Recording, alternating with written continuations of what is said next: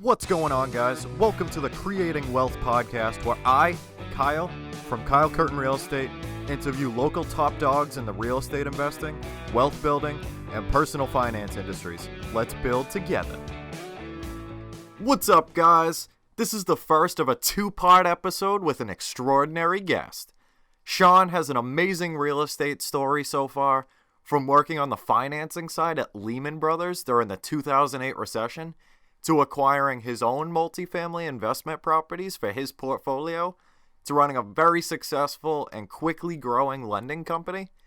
In the first part of this episode, Sean and I chat about keeping a conservative position during market cycles, the value of personal investing experience as a lender, long-term predictions for the business world post-COVID, and much, much more. This is a really crazy episode, and I hope you enjoy. Let's jump right into the episode. What's up, guys? Welcome to episode 35 of the Creating Wealth Podcast. Today, I have the great pleasure of chatting with Sean Kelly Rand. Sean is a real estate investor as well as a co-founder of RD Advisors. They are a Boston-based hard money and private money lender with lower rates than most and have broke into the industry within the past few years. What's going on, Sean? How are you? What's new? Good. Doing great. We had our busiest 2 months ever. So we've kind of been growing quite a bit over the past year and coming out of the pandemic. I think, we had a lawyer mention to us pre-pandemic, nobody had ever heard of you. Post-pandemic, we can't stop hearing about you. So that was good. Yeah. I felt like during the pandemic, we were like, what is it? The Forrest Gump clinging to the mast, and a bunch of other guys, didn't do as well. And we kind of stuck around and had cash when others didn't. We were able to fund deals, and we funded all of our construction commitments. And, and then since then, we've just kind of continued to grow, and we gained more investors and bank lines of credit. And it's been a good story coming out of the pandemic. Yeah. So, that's phenomenal to see, especially that exponential growth in that time period. That's really crazy. That's awesome. Yeah, well, it was actually stunted growth. So we were on a pretty good growth path, and then the pandemic hit, and we kind of pulled back. And we were conservative, and that's why we're lenders. I personally stopped investing in about 2015. And kind of pulled out of the market. We bought a bunch of properties, triple deckers in Roxbury and Dorchester, and a couple of larger properties and a few single families and condos, packages. We'd started in 2010. So we had a good run, and my current partner, had invested with us in 2017. He came back and said, "Hey, I want you to keep investing my money." And I said, "It's overpriced. it can't go up from here. This is ridiculous." And of course, we were vastly wrong, but we started a lending business instead, which has done well. And we kind of go about it in a different way. I feel like a lot of other, real estate has done well, done very well in the past, 5 years, 5 years since we launched it. But it also has its volatility. The margins aren't as great as they used to be. I think a lot of people can do very well.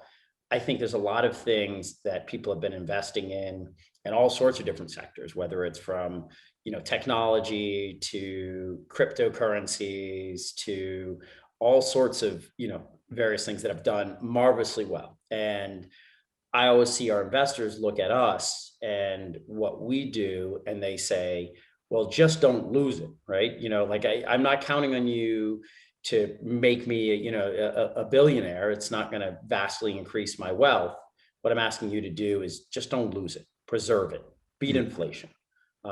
Give me a return that's well above, where bonds are today. We looked at it, and I think it was like 4% average bond rate.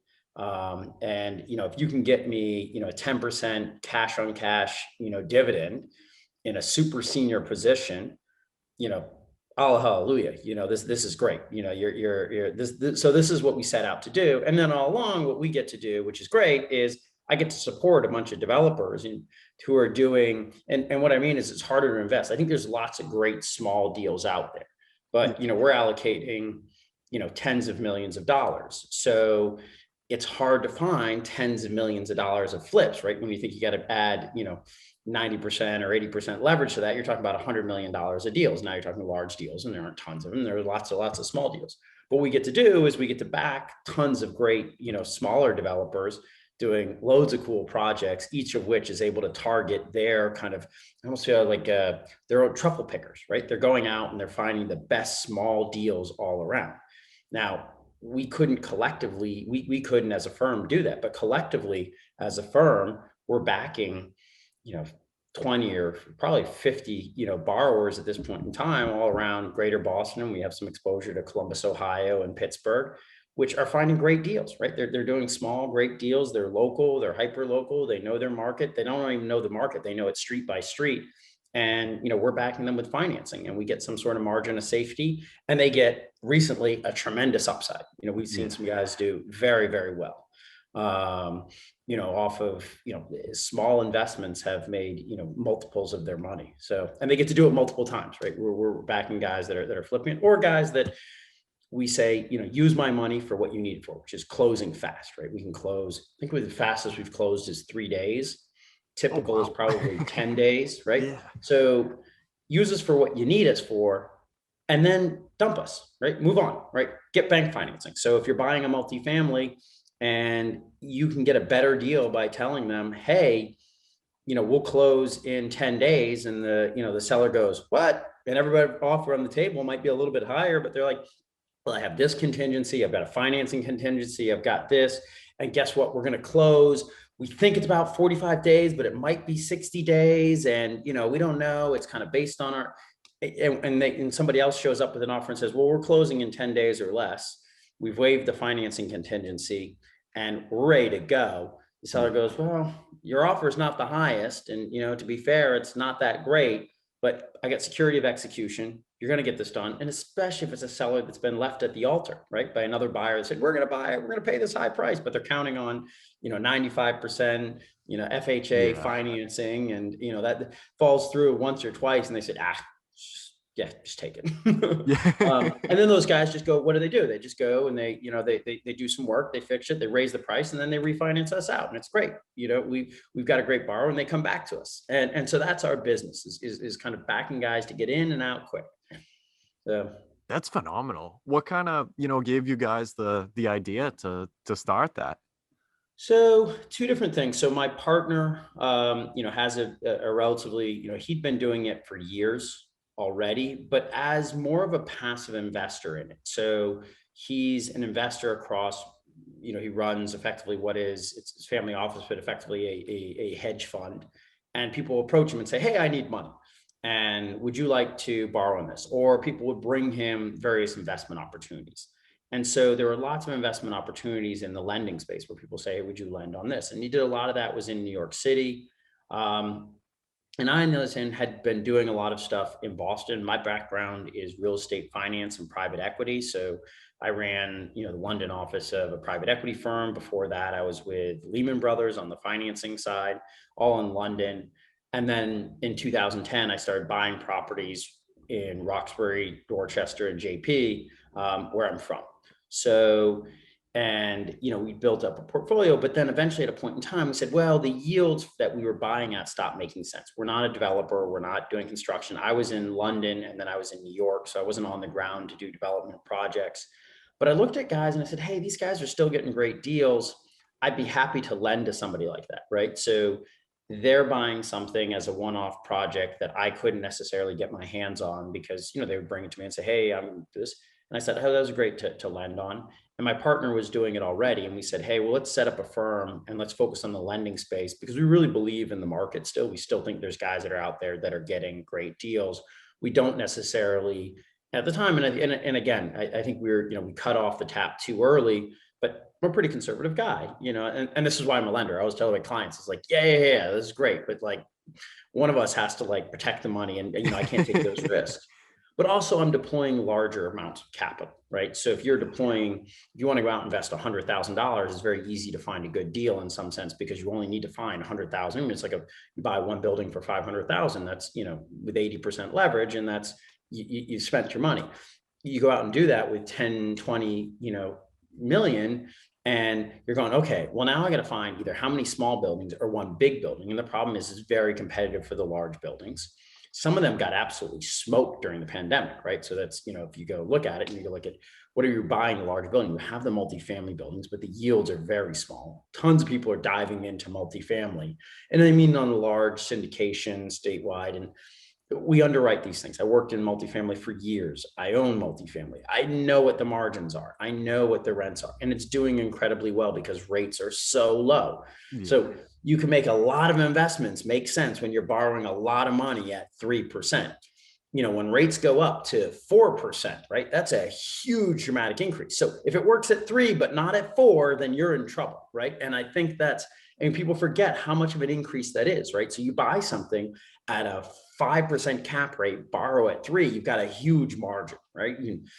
Now, when that rate goes up, if your rents haven't kept up and your rate now clicks up to 4, 4.5, or 5%, God forbid you're borrowing at 5%, which is just where we were not that long ago, right? Yeah. And so if we believe there's inflation, you're kind of in a stuck position. So I think there's plenty of deals you can do, and somebody buying something on a 30-year rate at 3% and they're getting a 5% yield. That's one deal for an individual investor. When you're doing a larger sum and you're getting short-term rates, or if you're getting a 10-year rate and you're doing a Fannie Freddie, deal, maybe it's not so bad, right? You feel in 10 years, you can kind of like pay down the loan to a bit, where if you have to refinance at 5%, the numbers still work, right? So I get it, but I think that there's a lot more risk. Plus, your cash on cash isn't all that high, right? Yeah. And so what we've been doing is, effectively, my investors said, listen, if I want to make money, I'll invest in VC, I'll invest in cryptocurrencies, I'll invest in, tech, I'll invest in, other private equity in other sectors. But if I don't want to lose it, well, you get all that money I don't want to lose. So all that money I don't want to lose, but I need a steady dividend on to continue keeping the lights on, right? So yeah. It's great. Like somebody's got to pay for the office space. Somebody's got to pay to keep, we have investors that they use us because their dividends go to pay, regular expenses, right? They may have, 100,000 that they put somewhere else, or $1 million they put somewhere else, which is their, their hope money. Well, this is going to, if it goes to 10x multiple, this is grand. But you have regular expenses, and that's kind of where, or you have retirement funds, and that's kind of where we sit. So anyways, it's a long-winded way of it, but that's how we got started on this, is just kind of really finding a way to preserve capital and wait it out, right? I am at heart a real estate investor. I just like buying things when they're really cheap. Yeah. When you're not searching around wondering, I think this is a good deal, and if all these things go right, it's a great deal. It's kind of like, I look at the reverse, and it goes, well, how many things can go wrong for this still to be a great deal?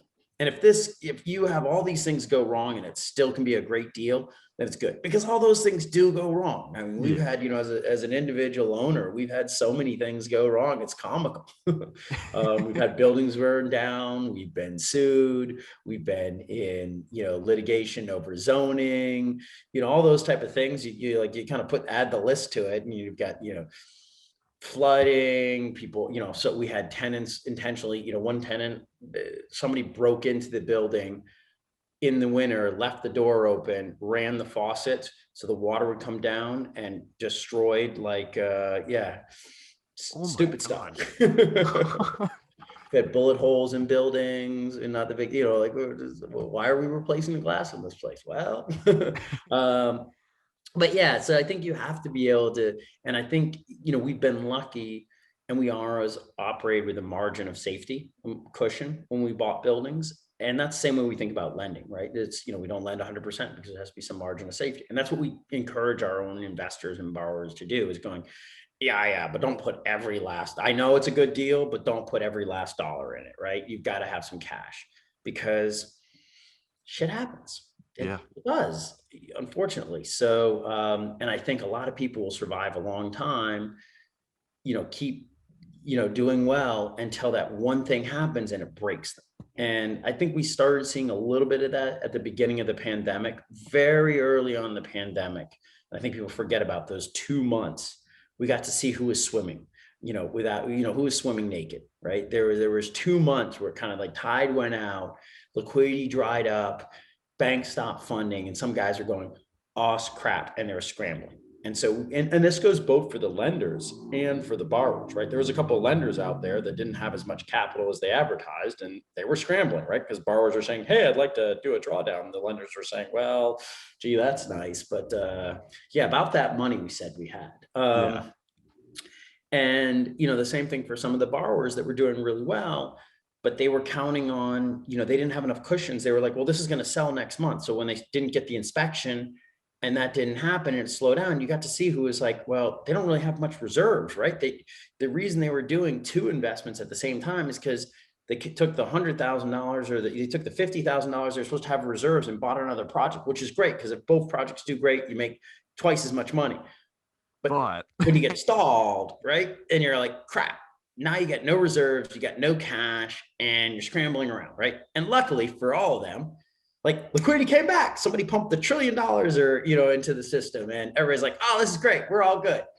But I do think that we're going to have some more moments in the future, and I don't know when it's going to come, when that liquidity dries up. And that's what I saw. I was at Lehman Brothers when Lehman Brothers collapsed.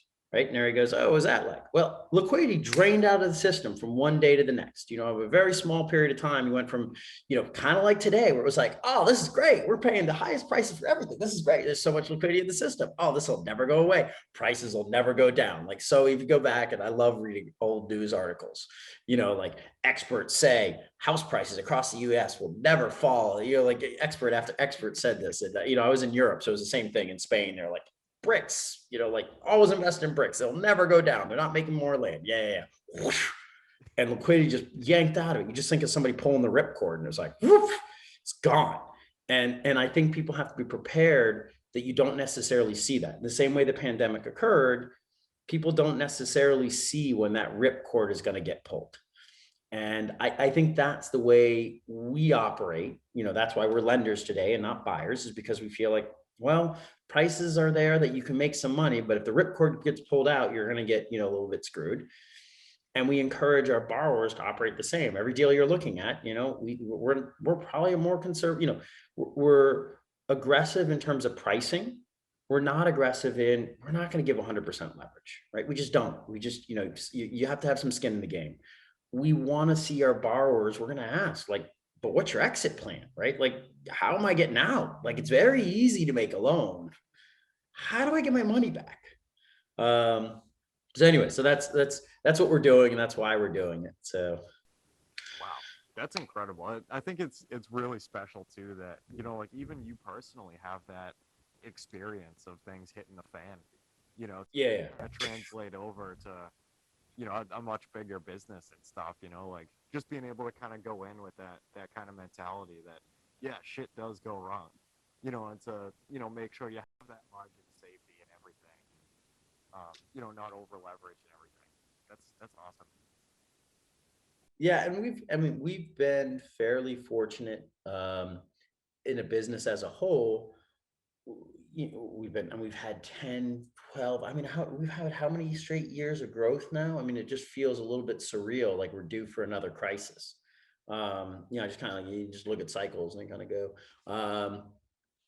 And so, now even as a lender, we keep cash reserves, and our investors hate it. Our investors, you can imagine it, right? You're investing what percent, and you have to report to our investors every single month what percentage of cash we have on our books. And every single month during the pandemic, they're like, what, you've got, 20% of your capital in cash? Well, what do you earn on cash? Well, zero. Okay. So on, 20% of your capital is earning zero. Well, I didn't invest with you to earn zero on it, right? And the other percent maybe is earning 10%, or 12%. Okay, and you're not taking leverage because you've got cash, so you're not borrowing, so you're not levering your return. You're just buying everything. You're lending all cash. Well, this isn't good. Now we're coming out of it. We're decreasing our cash because we feel that it is a healthier, right? Things are opening back up. We do see some sustained growth for a period of time, right? We think, but we're cautious on office and retail as everybody else is. But I think that has more to do with like Amazon and changes in the environment necessarily than does, we believe, the pandemic recovery story, right? We do definitely see like hotels. I think they're going to do great this year, right? Absolutely spectacular. If somebody picked up hotels cheap during the pandemic, they're doing great. Or Airbnb, the smaller version of the hotel is the the seaside Airbnb property that at the beginning of the pandemic didn't do great. And then all of a sudden it's like booming, right? But then there's that inner city property where people are going to be like, oh, like they're going to go back to New York City, right? They're going to go back and visit downtown Boston. You're going to go, shit, well, I want to go see people again. It's nice. Like today it's crazy, right? It was the first time I've gone to a cafe and I walked into a Nero's and I was like, oh, I don't need to put my mask on. I can walk all the way to the counter and look at people and see faces and so you see people's interactions and like, I don't have a mask on. This is like kind of cool. And we're starting to do events again, right? We shut down events. We haven't done events in a year. We used to do all sorts of events for our borrowers and our clients. So, we're starting to do those again, so, which is fun. Sean, not to get off topic, but the whole mask thing, guys, was lifted Friday, I believe, May 29th of 2021. Yeah. And it's literally like, I totally agree with you. It's so surreal. Even like going out to a restaurant without a mask, like you feel like that guy that's, trying to like oppose the whole thing and everything. And it's like, it's okay. It's crazy. But yeah, it really is a pleasure, to be able to actually like see people and connect with people again, and to be able to do like those networking events and everything. And there was one I went to like a week ago. And it was crazy, just to like be able to be around people again. And, hopefully like society's kind of moving on a little bit from everything. And yeah, we bigger and better things. We did one event early last week and everybody still had to have masks on. It was like, so close. It was just, it was at it was relatively, high profile attendees. So we couldn't necessarily, we didn't want to have, video of it and all this. So they're like, please keep the mask on. So we're like, oh crap, I'm going to keep our mask on. Grab a champagne glass just so I can get some air. I had to like have a champagne glass so I could get some he was like, why are you holding a drink the whole time? I was like, yeah, because like I wasn't even like drinking it. You're just like sipping on it occasionally. I didn't even see any alcohol leave the glass. It was like, yeah, that was my excuse. So I didn't have to have the mask on, I'm not like, I'm fine. For real, yeah. They had their points, but like at this point, I think we're like, I'm vaccinated. I just got my second dose today. I got, my badge of honor there. I get back on flights. Yeah. But so what else are we worth? But yeah, I think it's gonna bring some changes this summer. I think it'll be interesting. We're curious like how business is going to be this summer. If people are going to be out doing deals, or people are going to be like, oh, forget this. I haven't had a proper vacation in a year. I'm taking July and August off. That's it. And there's work from home still before, like, I feel like people are probably going to go back to the office in September. And so, July and August are people's like, well, shit, I'm still remote. I get some vacation. Crap, I'm taking it. I'm going off. And, what is that going to mean for deal flow for the industry? Maybe there's less deal flow, right? Maybe there's less to do. I mean, I don't know if we saw, like we've had a very active couple of months. We're still active, but I think maybe we were so active we didn't chase after new business as hard as we normally would have. We were just like exhausted. We were like, the whole team was like, I need a day off. Yeah, it's definitely going to be really interesting, to see kind of what the long-term effects are of like the remote working and stuff. Over like even like the end of the year, next year, like 5 years from now, like I think it's a really interesting kind of curveball, to kind of have the need to adapt to survive, and kind of what that might mean long term for like different sectors. Yeah, my personal prediction is that we slowly head back to the office. And the reason is, and we get on flights, we meet people in person. Zoom, it works, right? This is great. Like it makes things easier. We can do a Zoom call, we can record it, but I think people are going to start to say, hey, I really want to meet people in person again. And, also remote work works fine for people that have worked together in the past. Somebody's been in the same role doing the same damn thing for 10 years. They don't need to be in the office for somebody to show them how to do it, right? Or to discuss it. It's like, what are you going to do today? Same damn thing I did yesterday and I've been doing for the past year. Like I really don't need that much coaching or managerial interaction. Yep. Where it's really hard for that is like, okay, well now you've got this new intern working with you and you're trying to explain to them over Zoom how to do things. And people are like, I just don't get it. And you're like, just look at my computer and you're like, just screen share. Like, forget it. Even with my team, we sat down and we had office space and kind of gave up the office space. We kept one office space, and we actually just signed a lease today, actually, for new office space, because we're just sitting down and one of my analysts have been working on stuff for hours. And I sat down to him. I said, "What are you doing?" And I said, "He's doing this." I was like, "Oh, you didn't do any of that." He's like, "Great. I just wasted 3 hours." And I was like, "Yeah, if you were sitting next to me, you would just, hey, and I'm on my phone call, because I might spend my entire day on phone calls or emails, or you would have just poked me while I was on my phone call, pointing at the screen. I would have gone, yeah, like, no, no, or yes, and that would have been it. Instead, you're like, well, I didn't have any directions. So I just, assumed that we had to get it done and spent 3 hours working on it. I was like, well, that was ineffective. We should get office space. What else are you working on that you probably shouldn't be? And what aren't you working on that you probably should be? And I just feel like that interaction has become, very important for people's growth.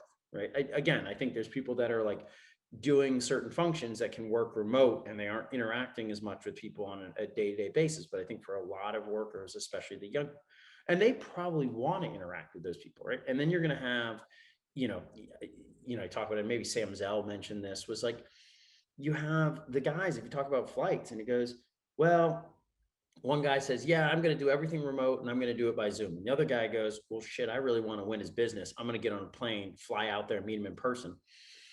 Guess who's going to win the business, right? And guess what's going to happen? That guy who said, I'm going to do everything remote and on there, is going to lose some business. And he's like, crap, I need to get on a plane. He's going to get out there. And then the next guy's like, crap, I can't. Now the new, norm is you got to get on a plane and meet with people.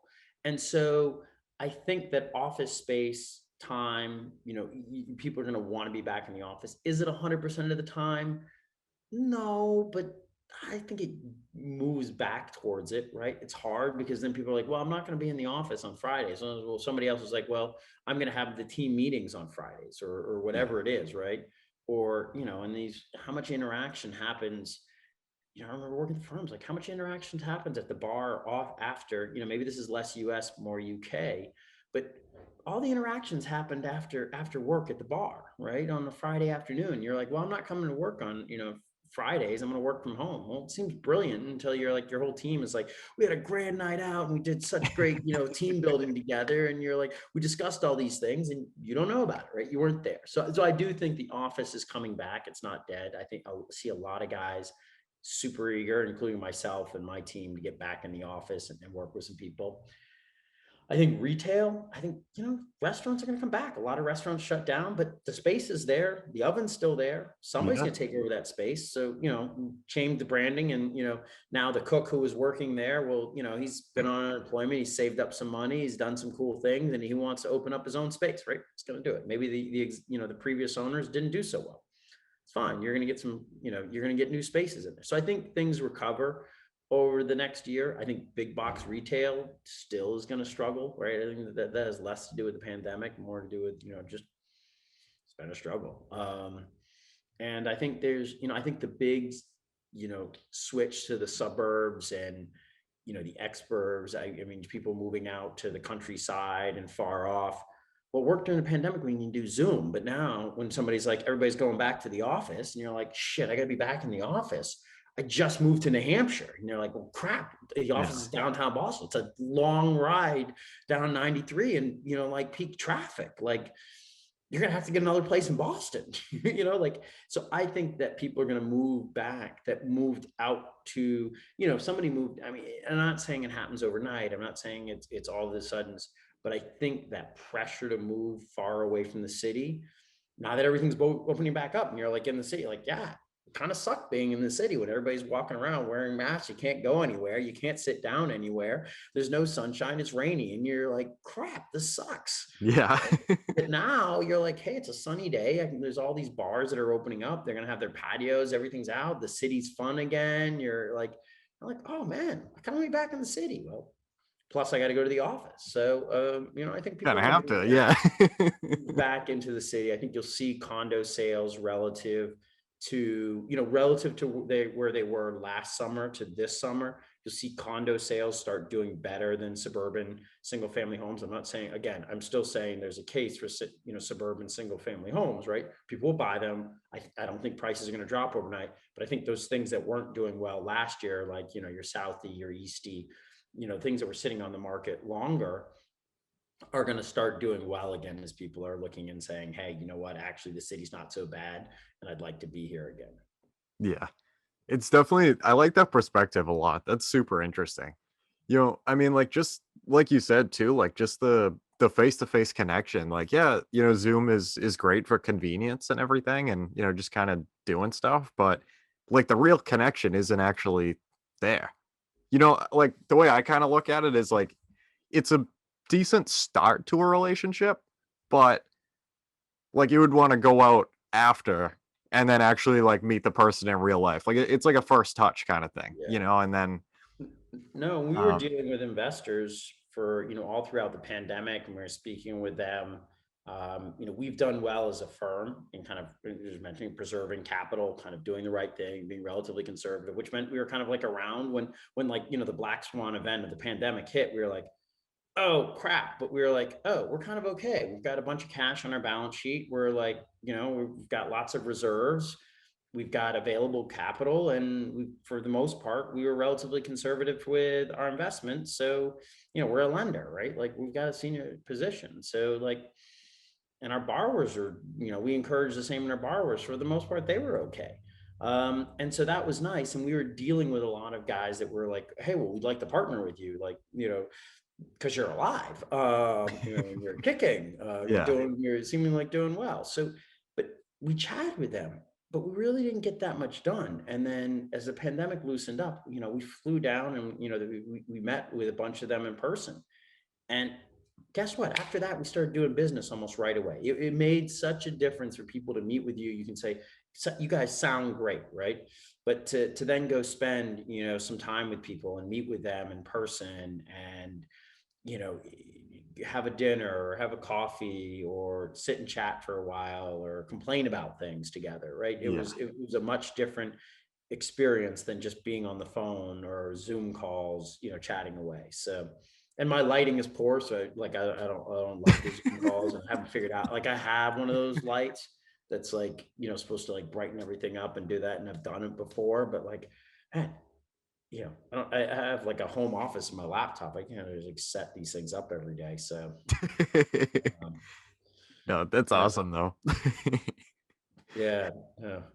And now we're hiring a marketing coordinator, actually, because we're starting to throw more events. And I realized that I should not be running around, buying booze for events and things like that. That's probably something that, we need help with. And all of our, we have done, one thing we did do during the pandemic is we got much better at our Instagram, our Facebook, our Google. Like, before we just meet with people in person, you didn't really have an online presence. And now we're like, well, shit, like meeting people in person, I guess that's out. Well, saved a bunch of time. Where are we going to spend it? Right. Like, well, I guess, he's got this thing called Instagram. What's that? Sounds like, yeah. Now we've got a pretty good Instagram following. I was like, all right, that's good. But now we need somebody to man it, right? Somebody's got to go out there and man the Instagram. Well, like I'm not, I like two slow thumbs there. I'm not going to be manning Instagram. So we've actually just put advert out there for hiring somebody for a marketing coordinator, handle all those things that are like these, our social media, our events, all these things, because there's a lot more you have to do. You can't just, business is different.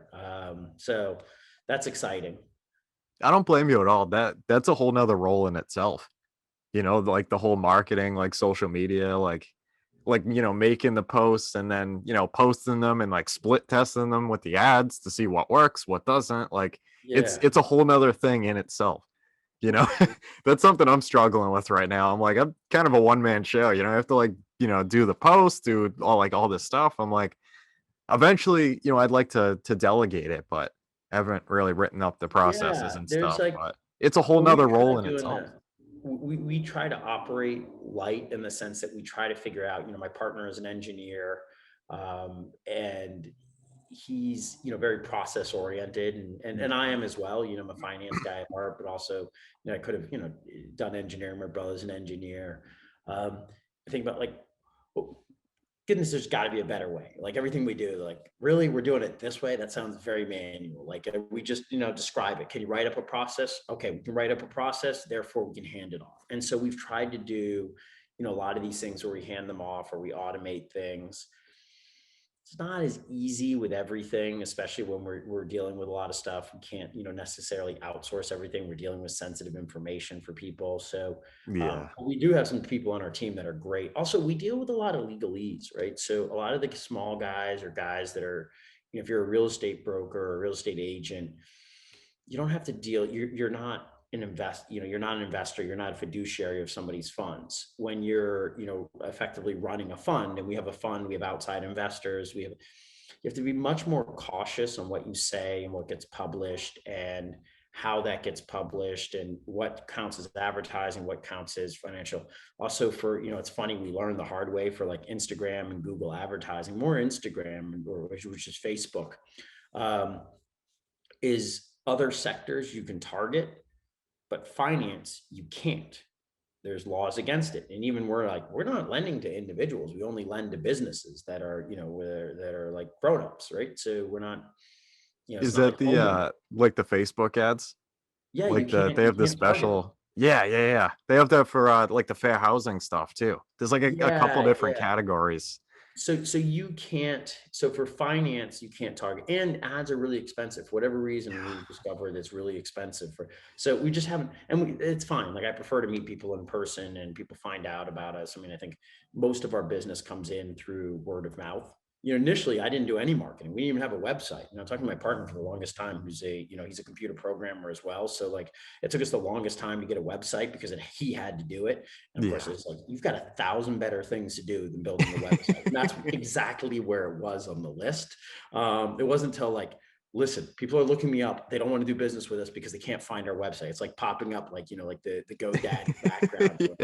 Now we have a pretty sleek website. Like when we did it right. Like, Yeah. but it was going to be built right. Well, when building things right is like, it takes a while. So I was like happy. I just want to plaster something there, but the same thing, like, just in terms of like marketing, we just did it word of mouth, just referrals, like, oh, we need to get a loan. Oh, and it was like, I would go to ZBA hearings and, I for my own projects, and they're like, oh, so what do you do? Well, like I'm here to try to get 7 units approved, but guess what? I'm also a lender. And they're like, great, Surprise. I need some money. And I was like, this is awesome. Or like that's how we got business. It was like I was going to, like communities, like, oh, I didn't get this approved, but I do have a triple decker that I just bought. I'm converting into condos. It's like, great, we'll make a loan on it. And that's how we got our initial business, was just basically word of mouth. People being like, hey, I've heard the rumor, Bill, that you might actually also be a lender. Yes. Great.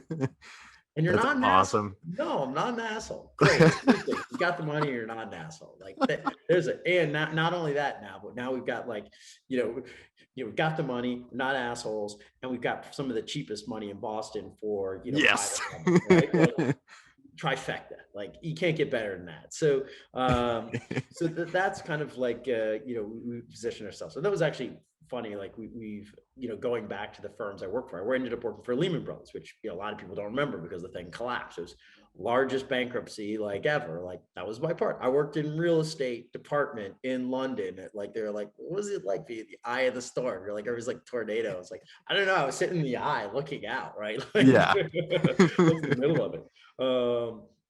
Didn't feel a thing. It was like just went down the drain. But they were known as the nice guys on Wall Street, right? For a long while. And it was a good firm to work with. And I still think we instill that same thing in our own team. Is like, all right, it's a tough industry, right? Like real estate can be tough. You're dealing with a lot of developers and builders, and it's a very macho industry. But it's like, we always got to be the nice guys on there. We got to make sure we do the right thing, right? At the end of the day, if you make money, but you're not doing it the right way, or you're not doing the right thing, then that doesn't feel good, right? And that's No. not like how you want to build your reputation. And, we worked with a lot of clients that come back and, we don't always agree on everything. And and I will tell you, there's a couple of things when you always argue with your clients. The biggest argument ever with clients, and every lender has this, and I don't care what people say, whether it's true or not, is it's on the drawdowns.